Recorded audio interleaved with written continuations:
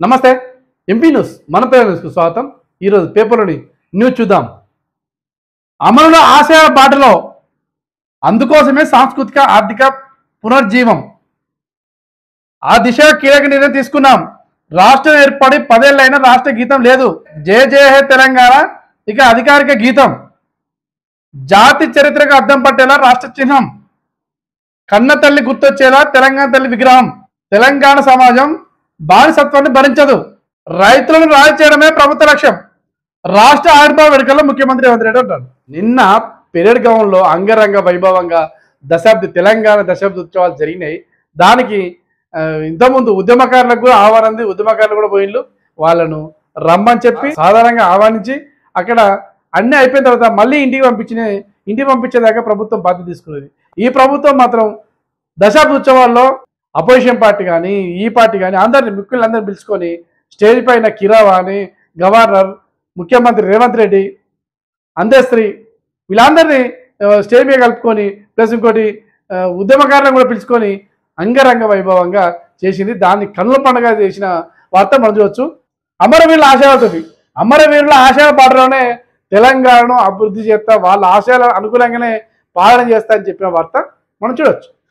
దశాబ్ది ఉత్సవాల్లో జయ జయ హే తెలంగాణ తాను రచించిన గీతాన్ని అందరిలో గొప్ప పాడేసరికి ఉద్వేగానికి లోనైన అందశ్రీ ఆనంద బాష్పాలతో ఉద్విగ్నమైన వార్త మనం చూడొచ్చు. 2004లోనే తెలంగాణ ఇస్తామని చెప్పా సోనియా గాంధీ దశాబ్ది ఉత్సవాల కొత్త అని చెప్పేసి మరి ఏ కార్యచేతం రాలేదు. కానీ సందేశం పంపిలంటే ఆల్రెడీ 2014 కాదు ఇస్తాను. 2004లోనే టీఆర్ఎస్ కాంగ్రెస్ పొత్తు పెట్టుకున్నప్పుడే 2004లోనే తెలంగాణ ఇస్తానని ప్రకటన చేసిన అన్నమాట నిలబెట్టుకునే ఖచ్చితంగా తెలంగాణ ఇస్తా అని చెప్పినా ఇచ్చేసిన అని చెప్పేసి సందేశం పంపింది. అప్పుడు మీరే మార్చి ఇప్పుడు 10 ఏళ్ల సంబరాలు. అప్పుడు ఎట్లాగైతే మాకు తెలంగాణ మాకు కావాలని ట్యాంక్ బండ్కే వచ్చిందో ఇప్పుడు కూడా ఈ దశాబ్ది ఉత్సవాలకు కూడా ఆ విధంగా ట్యాంక్ బండ్ వేదిక అయిందని వార్త మనం చూడవచ్చు. భర్త తరపున లంచం తీసుకుంటే భార్య కూడా శిక్ష. భర్త ఒక్కోసారి ఏం చేస్తారంటే లంచం మనం రెడ్ హ్యాండ్గా దొరకద్దని చెప్పేసి భార్య ముందు పెట్టి కొందరు డబ్బులు తీసుకుంటారు.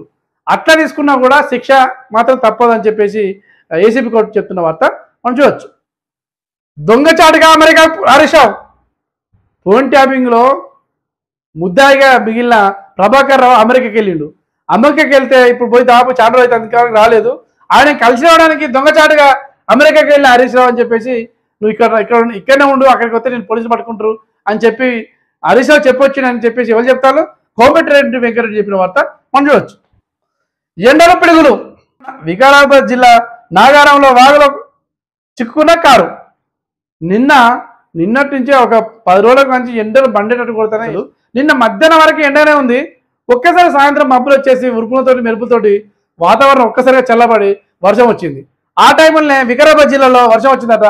వాగుల నుంచి మామూలుగా బ్రిడ్జ్ లేని వాగులు ఏం చేస్తారు, కిందికి నీళ్ళు అని చెప్పేసి కారు కానీ 2 వీలర్ కానీ వెళ్తాయి. ఒకసారి వర్షం వచ్చేసరికి ఆ వరదల వాగుల కారు చిక్కుకున్న వార్త మనం చూడవచ్చు. ఎగ్జిక్యూటివ్ పోల్స్ అన్ని బోగస్. బీజేపీ ఆడుతున్న మైండ్ గేమ్, మేము మంచి ఫలితాలు సాధిస్తాం రాహుల్ గాంధీ అంటాడు. దేశం మొత్తం పేరు మీద 1వ తారీఖు ఎన్నికలు కంప్లీట్ కాగానే ఎగ్జిట్ పోల్స్ స్టార్ట్ అయినాయి. లోక్సభ ఎన్నికల్లో బీజేపీ ఎక్కువ సీట్లు సాధిస్తారని చెప్పేసి ఎగ్జిట్ పోల్ చెప్పినాయి, అందరు చూసిళ్ళు. అయితే రాహుల్ గాంధీ ఏమంటాడు, ఇదంతా బోగస్ బీజేపీ ఆడిస్తున్న మైండ్ గేమ్, మేమైతే ఖచ్చితంగా మంచి ఫలితాలు సాధిస్తామని చెప్పేసి రాహుల్ గాంధీ చెప్తాడు. మరి ఏది నిజమేం కదా అనేది మనం రేపు ఎన్నికల ఫలితాలు వెలువడితే తెలుస్తుంది. పాలమూరు ఎమ్మెల్సీ బీఆర్ఎస్దే. స్థానిక సంస్థల ఎమ్మెల్సీ ఎన్నికల్లో 109 ఓట్ల మెజారిటీతో గెలిచిన నవీన్ కుమార్ రెడ్డి కేసీఆర్ పుష్పభూషణ్ ఇస్తాడు. ఇక్కడ ప్రతి దానికి ఇందులో ఎప్పుడు ఎక్కడ కనపడలే, మళ్ళీ ఇప్పుడు వచ్చి గెలవగానే అక్కడ వచ్చి కనపడతాడు.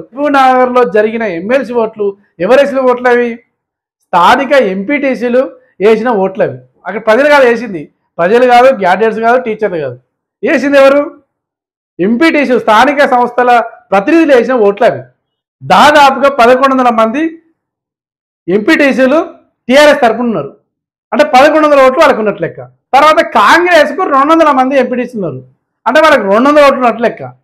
తర్వాత బీజేపీకి 100 మంది ఓట్లు ఉన్నారు, అంటే వాళ్ళకి 100 ఓట్లు ఉన్నట్లు లెక్క. ఇక ఇతరులు స్వతంత్రులు కొంతమంది ఉన్నారు. మొత్తం 1437 ఓట్లకు 1416 ఓట్లు చెల్లితే దాంట్లో 109 మెజారిటీతో గెలిచిన అన్న వార్త మనం చూడొచ్చు. ఇక దానికి కేసీఆర్ వచ్చి పుష్పగిస్తాడు. 1100 మంది ఎంపీ వాళ్ళే ఉండే, అంటే 1100 ఓట్లు వాళ్ళే ఉండే. మరి మీకు ఎన్ని ఓట్లు వచ్చినాయి? 700 చిల్లర వచ్చినాయి. కాంగ్రెస్కి ఎన్ని వచ్చినాయి? 642 645 ఓట్లు వచ్చినాయి. మరి కాంగ్రెస్కు 200 ఓట్లే ఉండాలి కదా, మరి 640 ఎట్లా వచ్చినాయి? ఇది గమనించకుండా మేమే గెలిచినాం, మేమే ఎట్లా గెలిచినాం? మీరు అంతా మీరే ఉన్నట్టు గెలిచిళ్ళు. అదో గెలవగానే పెద్ద గెలుపనట్టుగా మాజీ సీఎం పోయి ఏదో పుష్పగుచ్చం ఇచ్చినట్టుగా ఎత్తాలి ముంచినట్టు, అదో పెద్ద సినిమా అయినట్టు ఎత్తాలి, ఏదో సాధించేది సాధించినట్టుగా ఎత్తాలి.